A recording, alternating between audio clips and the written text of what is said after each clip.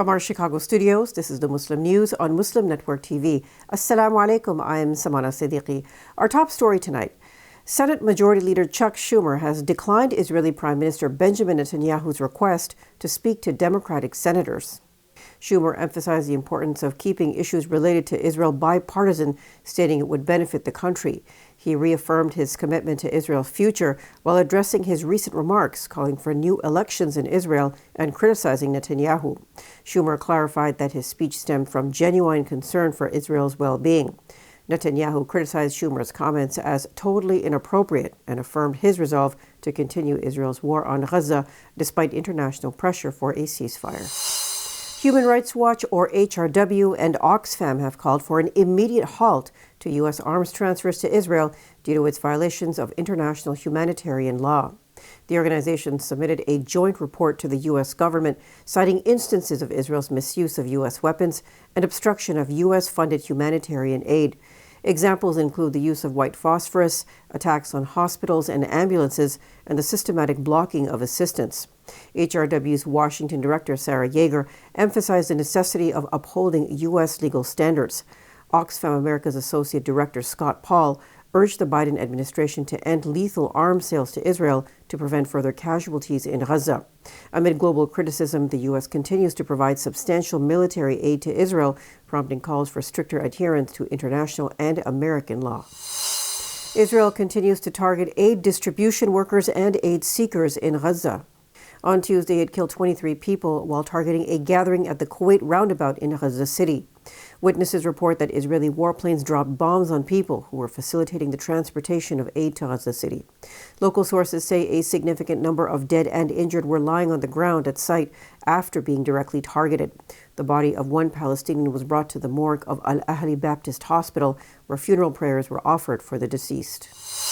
A Palestinian volunteer at Al-Shifa Hospital in western Gaza City has said the Israeli army opened fire at people inside of the facility and forced many of them to march naked. The Israeli army stormed the hospital on Monday with military vehicles suddenly opening fire, shelling buildings, and arresting women and men. Mu'min Bulbul, who works in the reception department, told Anadolu news agency that during the arrest, they stripped detainees forcibly. He says he, along with others, were interrogated and some were taken to an unknown place. Bulbul noted that the Israeli army forced dozens of Palestinians to evacuate towards the south of Gaza City, naked and handcuffed. He adds that he and his brother were shot inside the hospital and they managed to evacuate to southern Gaza. The media office in Gaza says more than 250 Palestinians have been killed and injured in an ongoing Israeli raid on Al-Shifa Hospital in Gaza City. Palestinian teacher composing music for children. Details after the break, so stay tuned and we'll be right back.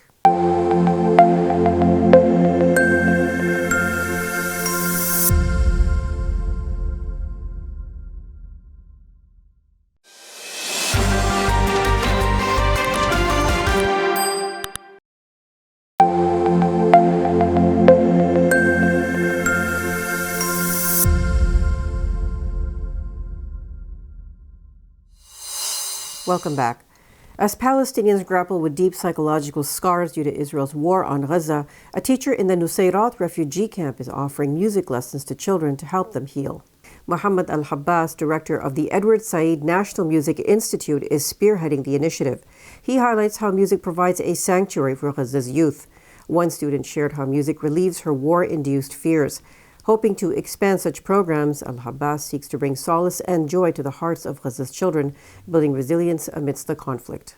أنا من سكان منطقة النصيرات حاليا، نازح من غزة وساكن في بيت أهلي حاليا في النصيرات في منطقة الحسينة، وباجي على المدرسة هنا لعمل أنشطة تعليمية موسيقية للأطفال وترفيهية. يعني إنه الهدف من النشاطات اللي بعملها هنا إنه نطلع شوية من جو الحرب اللي إحنا فيه ونرفه عن الأطفال ونشوف ابتساماتهم، وإحنا كمان كأساتذة ومدربين نطلع من أجواء الحرب.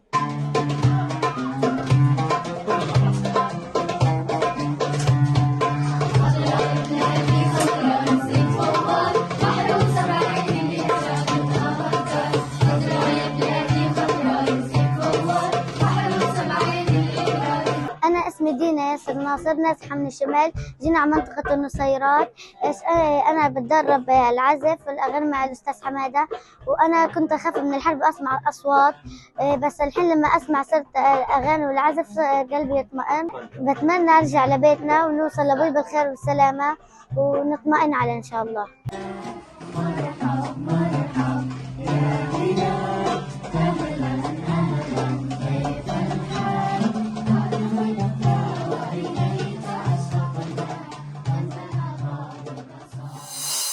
Former senior military official General Mark Milley has labeled the 2-decade-long U.S.-led war against the Taliban in Afghanistan a strategic failure.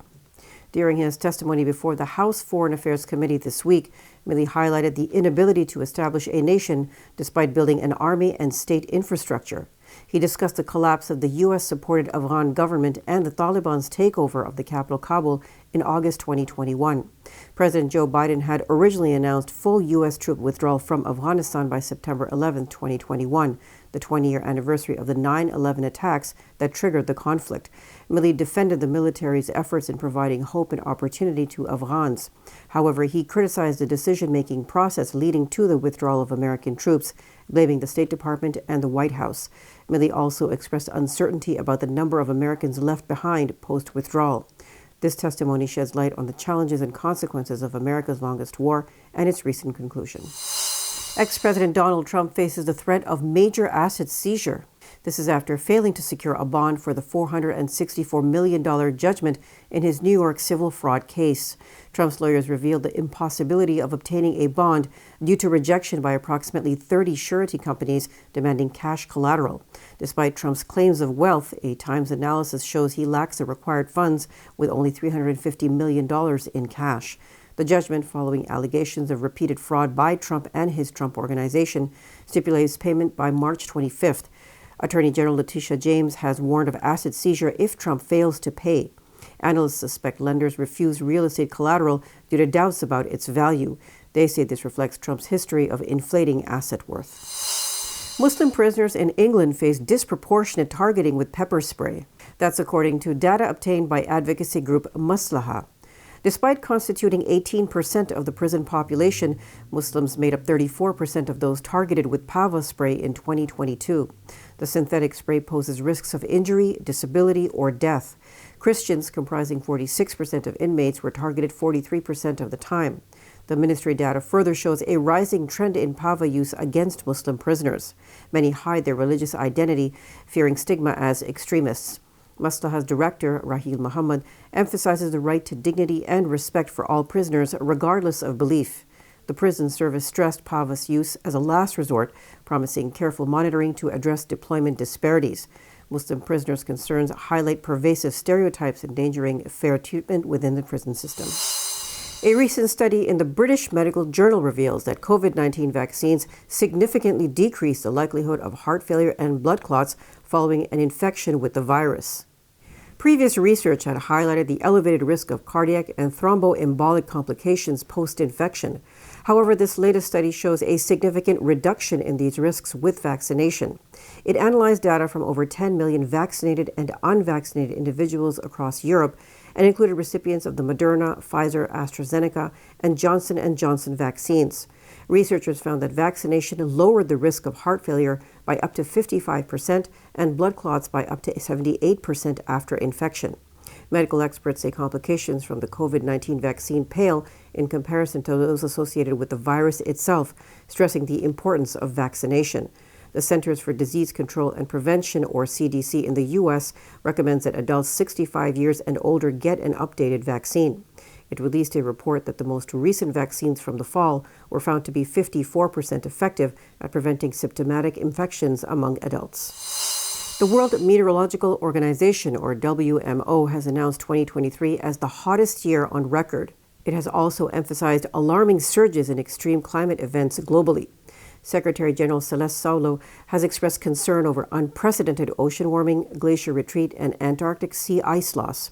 In its report, A State of the Global Climate 2023, the WMO highlighted heat waves, floods, droughts, wildfires, and intense tropical cyclones causing widespread devastation and economic losses. Global average near-surface temperature soared to 1.45 degrees Celsius above pre-industrial levels, nearing the Paris Agreement's 1.5 degrees Celsius limit. The period from 2014 to 2023 marked the hottest decade in history, with record temperatures observed every month in 2023. Marine heat waves affected nearly a third of the global ocean, while glacier melt and Antarctic sea ice decline hit unprecedented levels. The report underscored the climate crisis's dire consequences, worsening inequality, food insecurity, displacement, and biodiversity loss. However, the report notes that a surge in renewable energy generation provided a glimmer of hope for climate action, with capacity additions reaching record highs in 2023. Those additions increased by almost 50% from 2022, reaching the highest rate observed in the past 2 decades. That's all from our Chicago studios tonight. Thank you for tuning in. You can subscribe to our YouTube channel and hit the bell icon for the latest updates. For more content, keep watching Muslim Network TV or visit muslimnetwork.tv. Salam and good night.